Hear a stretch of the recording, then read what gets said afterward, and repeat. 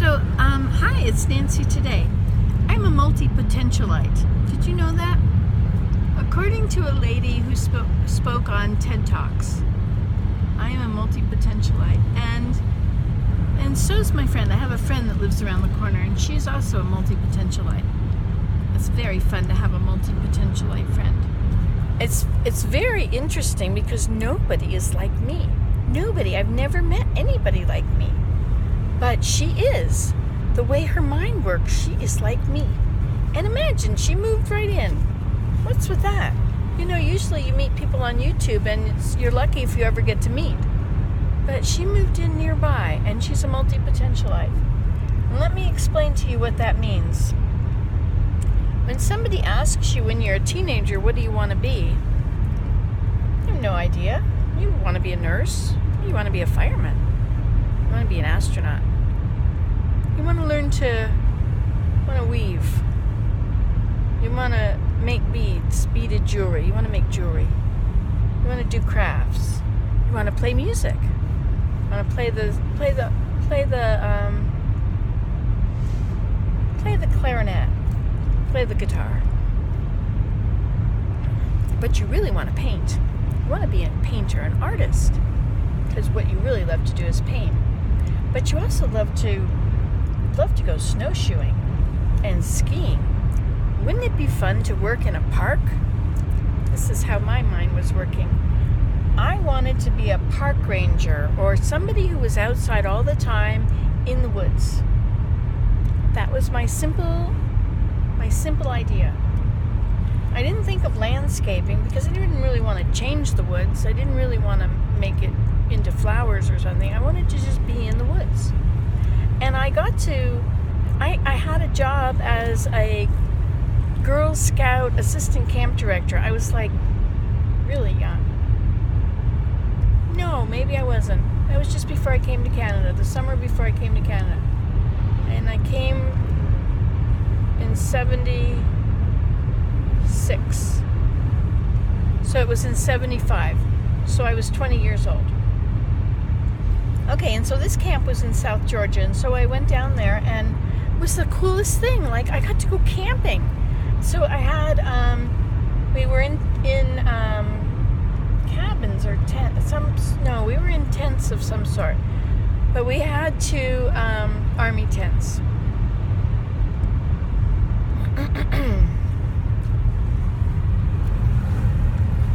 But we had to put mosquito netting over our beds. So we had to lash a post onto our beds. And then we had to drape this mosquito netting over this post. And it was long, and you would tuck it under your bed, tuck it under your mattress all the way around. And then you would get in and you would try and tuck it back under. So you were on a cot. And this thing was attached to this cot.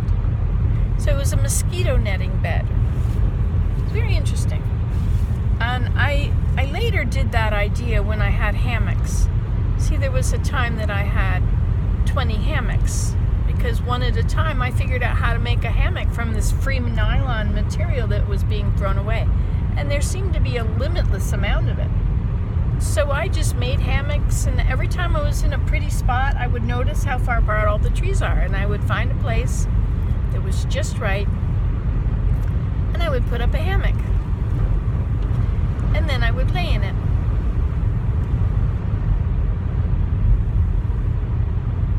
And I would observe the tree above and what was to the sides. And I had my laptop on my lap at times. This was before laptops were easy to take outside. So mostly I had books and my journal. I would write in my journal, my notebook. And I wrote in my journal all the time.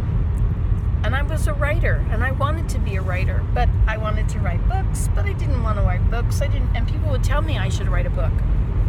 And whenever anything interesting came up, I went for it. I did it. I went to Jamaica. I lived in a grass hut on top of a mountain in Jamaica, where it was all hills. It wasn't a mountain, it was hill. The top of a very pointy hill. And it was surrounded by other very pointy hills with a stream that went between them all. And the hillsides were covered with fruit trees. There were mango and banana plants, and coconuts and breadfruit. And I had an opportunity to buy an acre of land, and I didn't do it. I don't remember why it didn't happen, but I had that. I was shown this piece of land, and I was going to buy it. And I don't remember what happened. We went to a lawyer.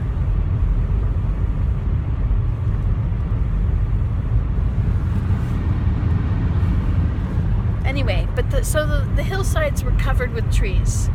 Some of them. Some were open and grassy, and there were donkeys tied to clumps of grass.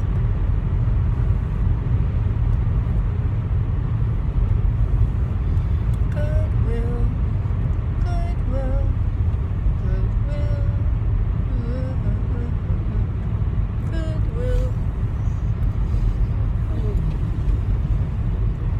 We're learning the Messiah now. I'm doing the alto. I prefer the soprano only because it's the melody. I prefer to sing the melody because I don't really know the alto tune, and it's really not very pretty. And so when you're singing, you're really supposed to be listening to the other people right around you. So you're listening to all the altos, and so that's what you're hearing. Even though people that are outside of the choir are able to hear all the parts at the same time, I have to just listen to the alto.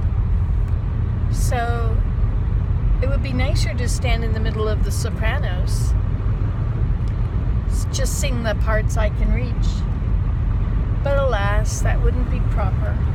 So I'm singing the alto. There's all these people in the choir who have been in choirs all the time.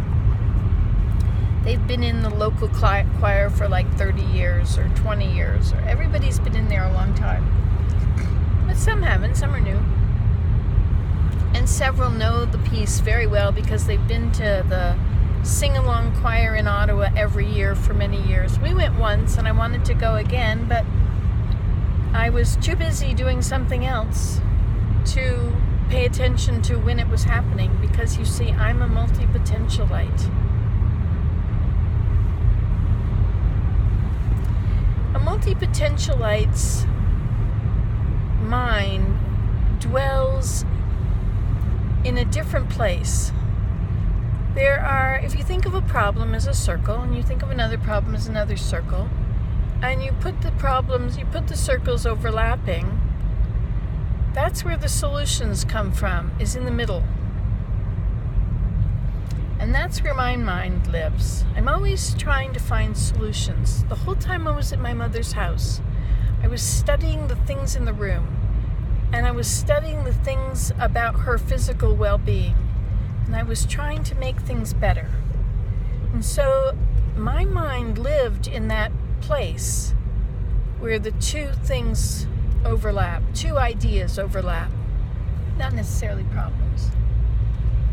But in the overlapping is where the innovation comes.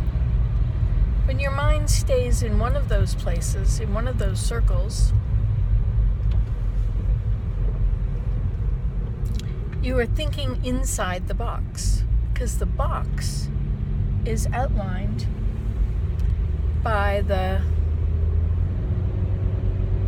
edges of that idea. And that is where your mind lingers and stays, you see. And so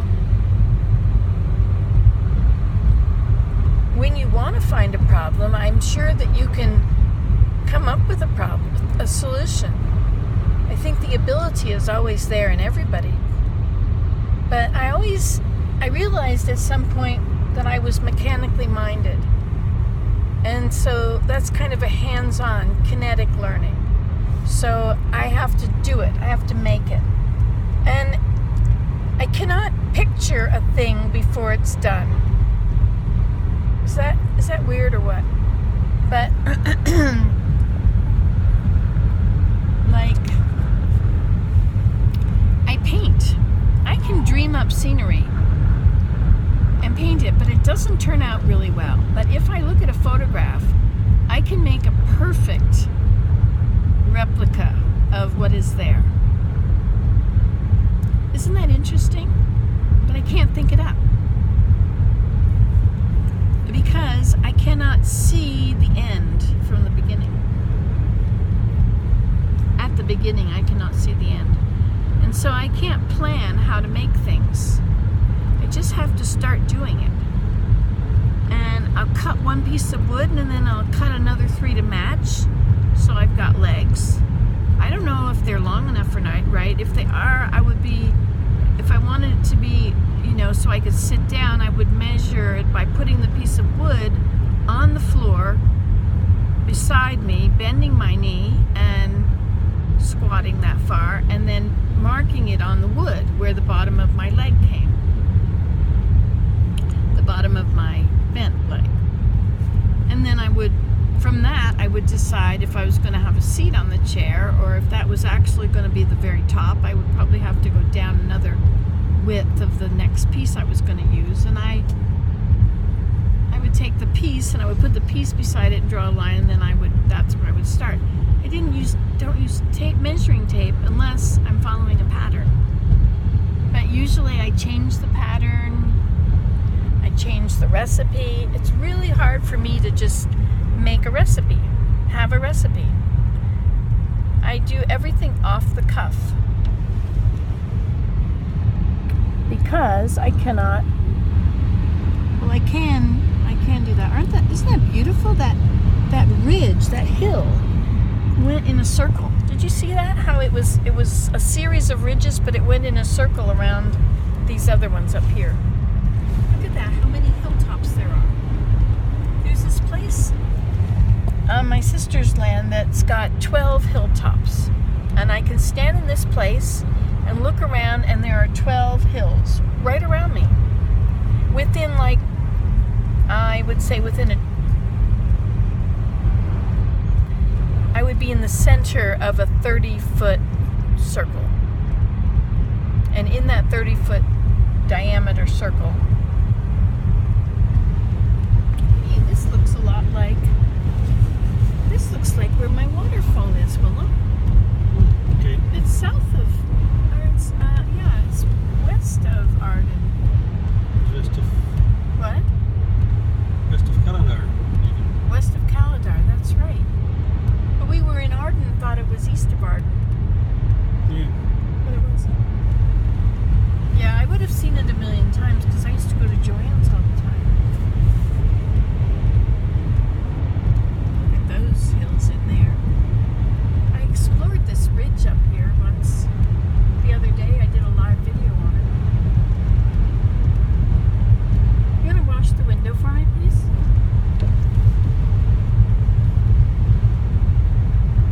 Ooh, look at the ice. There's some nice ice. Yeah, it's coming up. Wasn't that fun walking on the waterfall together? Oh, there's another ice. That's big ice. See, so it got really warm and it rained. And so in the fields, you've got these ridges where the rain ran down on top of the snow, and they're frozen into these little trenches. There's more ice. More ice. There's a lake back behind this ridge. Look at all that beautiful ice.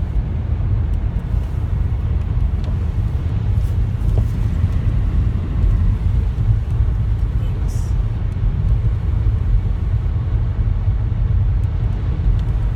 These deer crossing signs are very important. We need a deer crossing sign locally. There are certain places where deer cross the road, and in the winter, in the daytime, if you have a bit of a look around, you can see where they are. And where you can see the tracks. Like if the tracks are going across a lake or whatever. Okay, now, are we close? Use a lot of windshield washer fluid in the winter.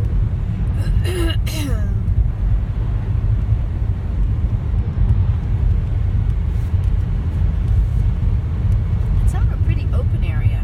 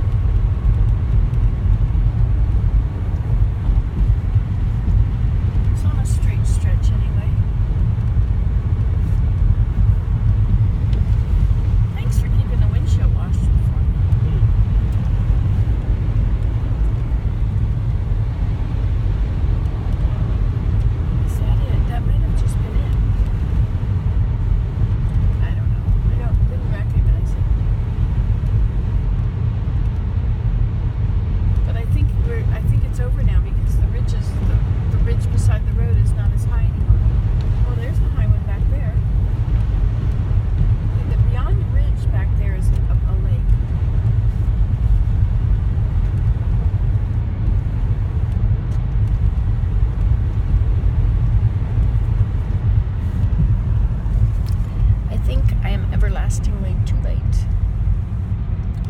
on this journey.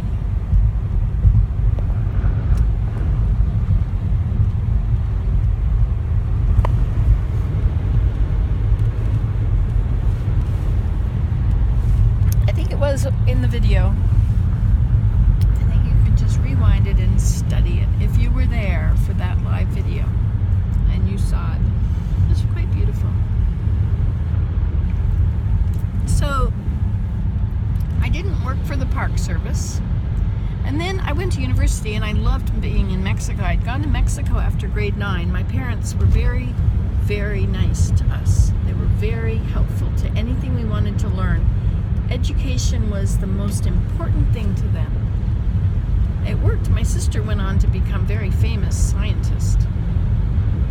And what did I go on to become? Well, a mother. So all I wanted to do was be a mother. And from that vantage point, I could do anything. As a mother, I could take my kids to the woods. I could teach them to make baskets. I could learn how. Somehow, when we left the town, we went from the city to a town to where we are now, which is out in the wilderness pretty well. A little tiny village is nearby.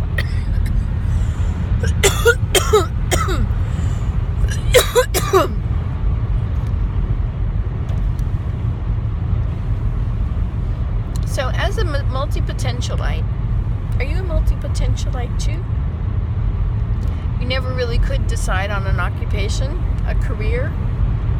I'm glad I lived when I did, when it wasn't absolutely essential that I have a career. And I'm so grateful that my husband never really wanted me to have to do that.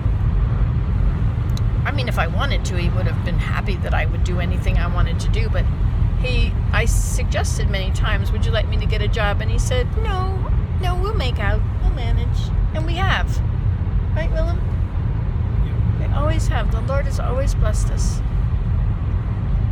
We've tried to serve Him, and He has done amazing things in our life. Now it's different here. It's all very close. It was all rocks before, and now I think this is Hastings County. That was Addington Highlands, where my waterfall is. And Hastings County is lowland or lower. I think there's a lot of minerals here. There's a town called Sulphide, and I think they used to mine sulphide. Up in Bancroft, which is up north, there's some mines still, gem mines, I think. And you can go out and you can knock a few chunks off the rocks if you want. There's tours. I never have time when I'm there, or I'm never there on the right day of the week. I guess the way that people in our generation would do it, you see, I wing it because I don't plan. Because if I plan to do something on a certain day, what if I don't feel like it? Really, what if I don't feel like it? Can you actually expect me to do something I don't feel like doing? When I don't feel like doing it? So I think that as a multi-potential-ite, I'm always doing something. And I accomplish many, many, many things. I also have ADHD. But I have like 200 things on the go. And they're all at different stages. And usually they're all where I could see them. And then I go from one to the next. And I work on this a bit. And that's really fulfilling. And then like I'll make a birch bark basket. And then I'll make another one and another one and another one. And I'll do different kinds. And I'll harvest lots of birch bark. And I'll have this big stash of birch bark. And I'll learn how to work with it. And then I'll get into porcupine quills and learn how to put quills into birch bark, which is sort of where I am now. But I haven't picked that up for a while, and so I'm still at the same point with it. But now I have a book called Quilling, and it teaches exactly how to work with quills and make beautiful quill work things. Anyway, so I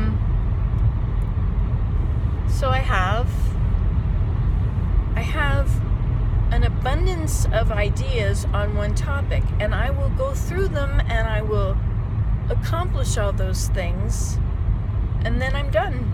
And then I won't think about birch bark for years. Or weaving. The warp I have on my loom right now is 16 meters long. I made a thing that comes down the stairs with rag yarn, I guess. Mop yarn, that's what it was. Yarn that is cut in pieces for mops, and it was thrown away by the mop factory. So amazing what people can throw out. And that's another thing, is that I will look at things and think about what can be done with them. How can this be a very useful item? So then there's the come in handy spot, where things that I'm not quite sure how to use, but they could be really interesting. So there's the place where they go.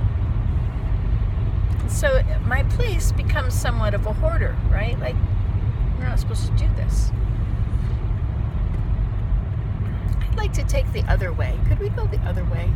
I really like to know. It's going to be too long. Okay. I would like to get there sooner than that. Get to the session in. I'm too much in the place I'm in to worry too much about the place I'm supposed to be at a certain time. Sometimes I'm very focused and I try very hard not to be late. It's very important that I'm not late. But my daughter, my goodness, she is so good at not being late. She leaves like an hour ahead of time. Always. And then she has time to maybe sit in a cafe and relax and get all ready. Do you know, have you seen the show Sensitive? I should start a new video. All right, bye.